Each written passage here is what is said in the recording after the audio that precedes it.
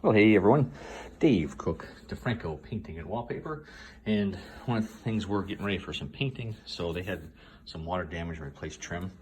So when they cut the stuff off, you can see the huge gaps in here. And when they cut it, there's actually you can't really tell, but there's like a V notch where they cut that out, and the drywall came out with it. And it kind of goes everywhere along the edges of the drywall that came out.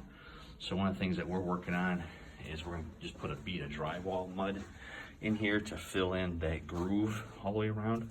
So we'll have a nice flush wall all the way around. So one of the things we're looking for when we're prepping and we're doing estimates, wall damage, that's the kind of stuff we're looking for. Is if there's damage, you can kind of see the black spots. Those are actually nail holes.